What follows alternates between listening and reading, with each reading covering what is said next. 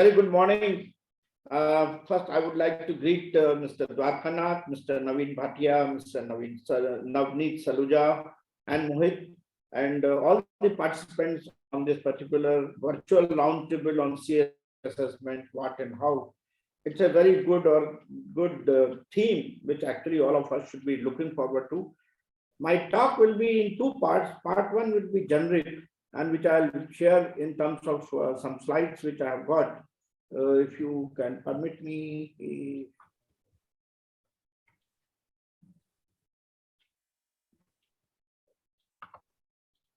Can you see my slides?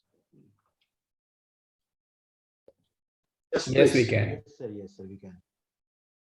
Yeah. So first part is basically that, and second part will be with respect to my own experience of doing what we call as the social responsibility, because I can't call it corporate social responsibility, because we were in the government departments, and government departments were not allowed to do much of the social responsibility kind of an activity, but we still did, and I would like to share some of those experiences.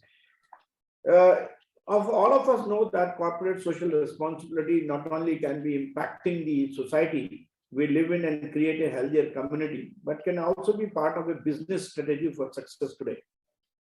And it builds a crucial ethical stand in which members are accountable for fulfilling their public duty. That is what I think all of us have been talking since morning. In recent years, there has been a growing emphasis on corporate social responsibility and its link with business sustainability.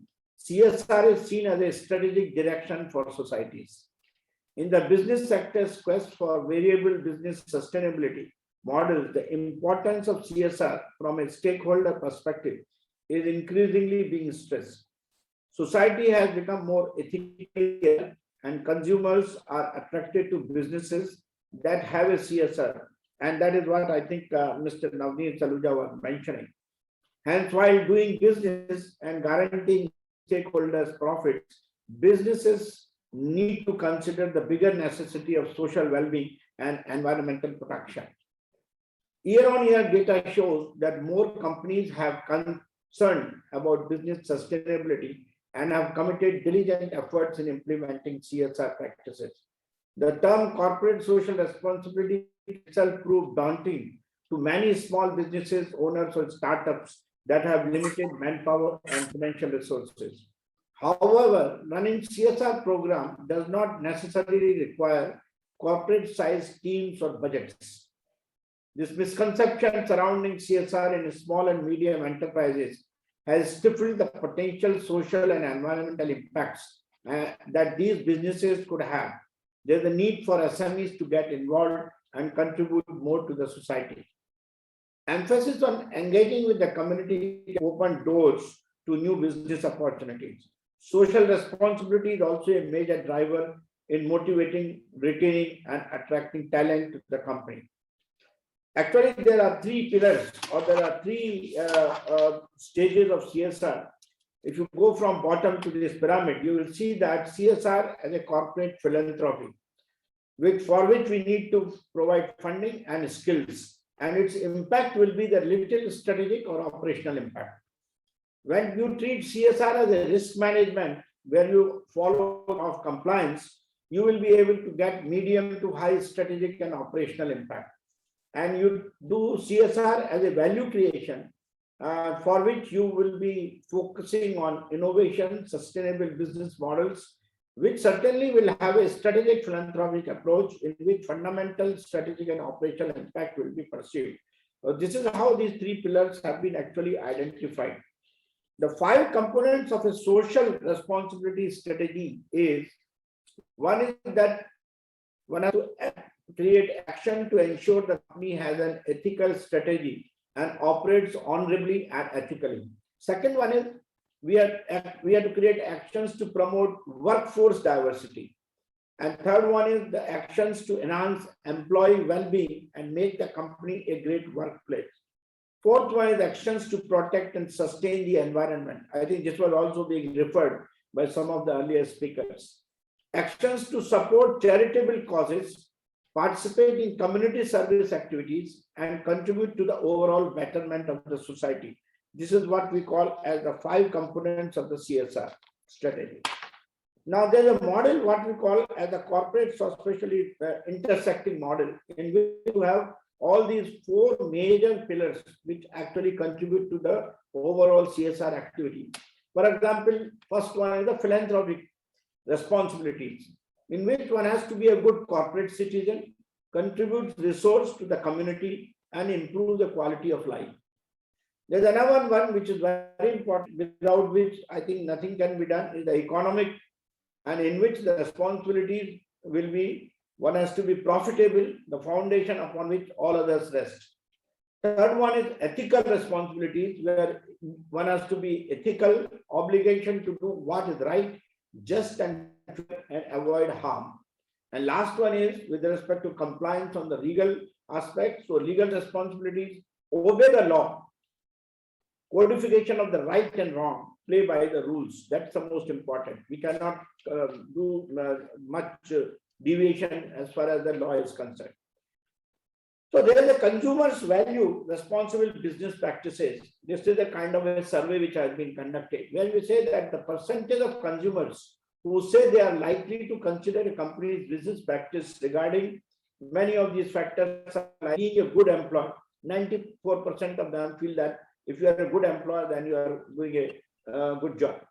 Operating in a way that protects and benefits society and the environment, 90% feel that if the company is working in that direction, it is a good business practice. Creating products, service, or programs to ensure the well-being of me and my family. Now, this is as per the employees what they feel. Investing in causes in my community and around the globe. This is another 187% feel.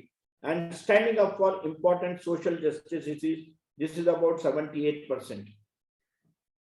A similar survey was conducted in the United States of America, which indicated that the general public expects companies to balance this need against other priorities such as CSR initiative. In that survey, 70% of the Americans believe it is either somewhat or very important for companies to make the world a better place. 77% of the consumers are motivated to purchase from companies committed to making the world a better place.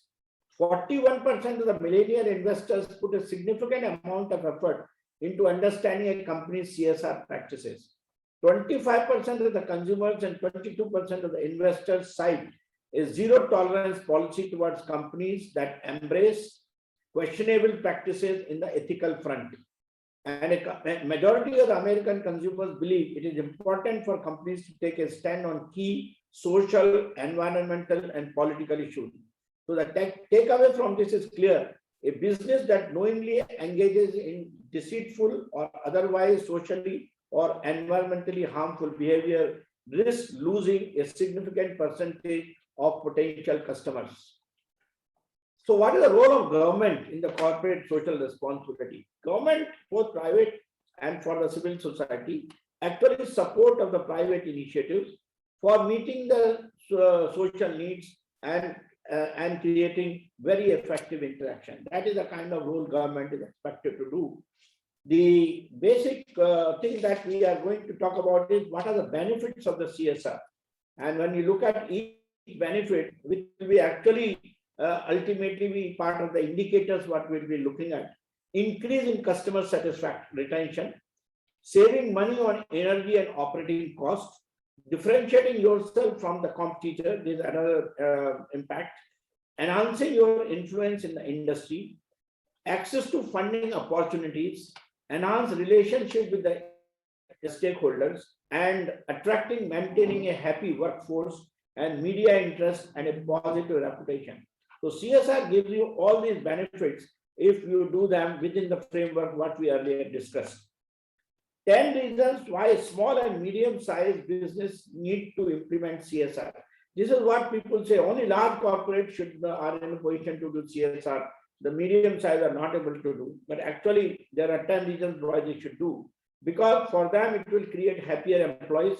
It will keep your employees engaged. It will help you retain quality employees. It will create happier customers. It will help you acquire more customers. It will give you a better understanding of your community. It will give you a unique opportunity to impact your community. It will also give you influence in your field. It will keep you make more money, and it will change the world. So sustainable development is another one where CSR has to play a major role, and what is need to be done in that. Sustainable patterns of consumption and production that enhance corporate, environmental, and social responsibility. Sustainable development in a globalizing world that actively promotes full development and effective implementation of intergovernmental agreements, initiatives, partnerships, regulations, and continuous improvement in corporate practices in all countries. Health and sustainable development, a linkage between health and environmental protection, reduction of environmental health threats, access to the healthcare services, etc. This we have witnessed during the pandemic, how this kind of a thing has worked immensely during in this pandemic, when we found the corporates coming in a big way to mitigate the problem. The strengthening of the institutional frameworks that promote corporate responsibility and accountability and exchanging of the best practices. Now, today we are in the digital era. So there is another part of the corporate social responsibility, what is called corporate digital responsibility. And there are 4 segments of that, which are related to the social CDR, the environmental CDR, and technological CDR, and the economic CDR. The details are there. I think probably we can only discuss some of them. Like in the case of social CDR, it is the ensuring data privacy protection for employees, customers, and stakeholders. For example, in the environmental area, following responsible recycling practices for digital technologies, following responsible disposal practices for digital technologies, including extending technology lifespan. For example, in the economic one, replacing jobs by humans in a responsible way. This is one thing which has to be done in a very careful manner today. Because automation is all pervasive, artificial intelligence is coming in a big way, and there is a fear that jobs will be lost. So we have to do all the replacement of jobs in the most responsible manner and bring always man in the loop when we are introducing some of these new technologies.